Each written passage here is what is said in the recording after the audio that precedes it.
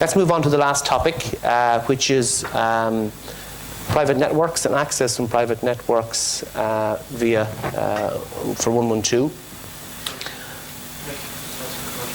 Yes, John, go ahead. Sorry, John Tremonti with the U.S. National 911 Program. What efforts can the EU take today to encourage and promote tests to tests to NG112, get early adopters to start expanding pilot projects, trials, things of that nature to get you on the path toward NG112 adoption? Good question. Question was for Gula, John, I guess, from the Commission, or was it to anybody in particular? Generally, I think this is in the scope of Horizon 2020, which was already presented yesterday. There are possibilities to finance such pre-deployment projects. Yeah. Well, I can tell you, John, just to support that view, is that EENA is looking at conducting interoperability tests next year. That's our own internal framework and time frame for it. And it very much depends on, well, if funding happens, then it could even be before that or maybe even after. But I think, yes, there are potentially opportunities inside Horizon 2020 to fund some of those tests. But in the absence of that, the answer is not a lot. Okay, I'm sorry, I do have to move on because I'm conscious of time, and particularly for the next session. So this is the last section for this afternoon. Again, it's a continuation of an issue that came up quite frequently over the last few days around access to private networks, access to 112, I should say, from private networks. And in the US, there was some research done about what the volume of those types of calls is, and it's between 10 and 14%. The 10 and 14% of 911 calls originate from enterprise networks or campus networks. I don't know what the figure is in Europe. I don't know whether a study has ever been done on that, but it certainly raises the issue that at the same level of volume as in the US, there's nothing to say that the same level of volume is not in Europe. As an example, in this hotel, we mentioned on Wednesday morning that if you wanted to ring 112, you had to dial 0 first to get an outside line. So we now have a new number, 0112. And this is the case for most campus networks, where the employee or the guest in the university or the hotel needs to get an outside line first. It's a major issue. And in the context of trying to come up with a solution, there are a number of obstacles that are in place. Paolo, from your perspective as a implementer or as a regulator, of course, do you think that the legislation is strong enough, clear enough to allow you to enforce the necessary regulations to make it mandatory for access? Let me grab the microphone there. Well, when we're talking about the regulatory approach, I think you are not limiting that to a communications regulation, because we don't regulate private networks. So, of course, the state is the regulator in each member, and the Commission is the regulator at the European level.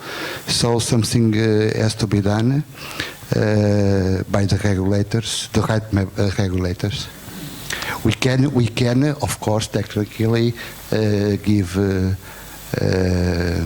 some expertise or so. Sure, okay. John, from a practitioner's perspective as the police operator, do you see this as a major issue on a day-to-day basis where you find getting the location inside a building, or trying to get the location inside a building, is difficult? It is a concern, and the volumes are very similar to the US in the UK. The number of calls from public network, from private networks.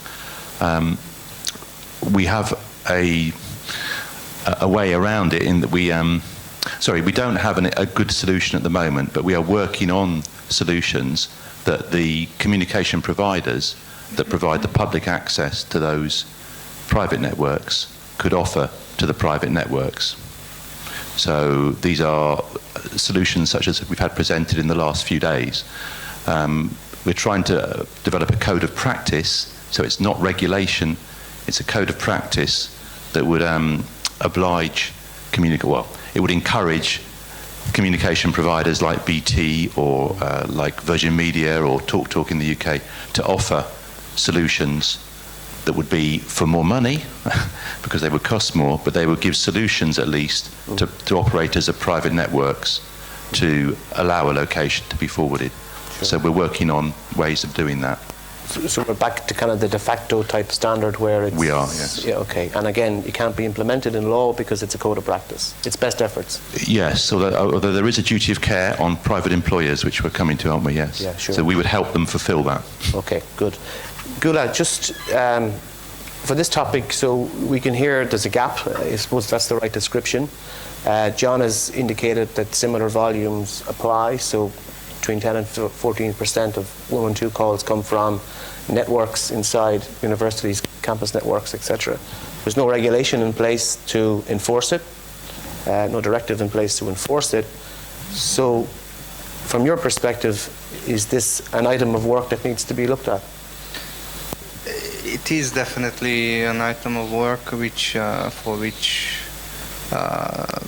we have shared responsibility with member states, but not stemming from the directive.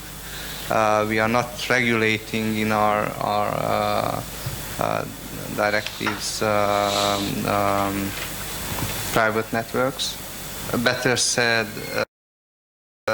member states did not regulate private networks because these directives are actually adopted by and negotiated by member states. Let's not forget this. In the consultation process. In the consultation process, the Commission is the one who puts forward the proposal, and this issue, a solution to this, to broaden the scope of the regulation, could be put forward again in the. But till the next Universal Service Directive comes into force, indeed, we could still work on guiding documents. Do we have to wait for that? Do we have to wait for the next directive, or there are solutions in place which have been adopted before where the Commission has stepped in to make recommendations which member states have to take the utmost acknowledgement of, and if you don't take the utmost acknowledgement of, it could be a fine from the Commission. So do we have to wait for the directive to be changed? Well, again, it is a shared responsibility. It's shared between for European citizens. I would say that it should be a teamwork. It's not always the Commission who should go against the will of member states, because member states don't do anything. So part of that teamwork, I guess, would be the people who are at the end of the chain. Well, I think that, first of all, 112, it should be very clear that it should be unconditional, the access to 112, unconditional and unrestricted. So if this is said clearly, and it is a legal issue that it should be never conditioned or restricted, then any number you should dial before 112 becomes a condition or a restriction, because it's conditioned by the fact that you should know that number. And if you are someone who doesn't know that number, you will not be able to access 112. So from legal point of view, I think this can be worked out very easily to force any company and anyone who has a private network to allow access to 112 easily. You can do it in two ways. You can either leave 112 if you dial it to go out directly to 112, or you can have a push button which writes 112 on it, and you can push it and you are directly dialing 112. But you cannot expect people to know all the numbers that they have to dial before that. And I think that this should be forced in a way in any member state country. And in Romania, we worked a little on this. issue at the level of the law of the Ministry of Health regarding emergencies, but it can be extended even and to force this much clearer that 112 should never be restricted. It should be always accessible to anyone who can dial a phone. It's like the mobile phones. We don't restrict it on mobile phones. Even sometimes if you don't have a SIM card, you can dial 112. So it should be also from private networks where a lot of people are working or a lot of people are using these networks. Okay, thank you, Raid. It's 20 to 3, so we've run a little bit over time. So I'm going to wrap it up. And first of all, thank Laszlo and John and Gula and Raid and Paolo and, in his absence, Florin, for coming along. It's been extremely short, hour and 10 minutes, I have to say. It doesn't seem like an hour and 12 minutes.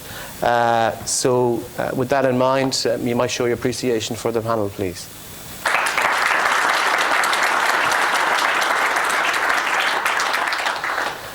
And certainly food for thought for next year's conference and so on. So maybe you might think about coming back.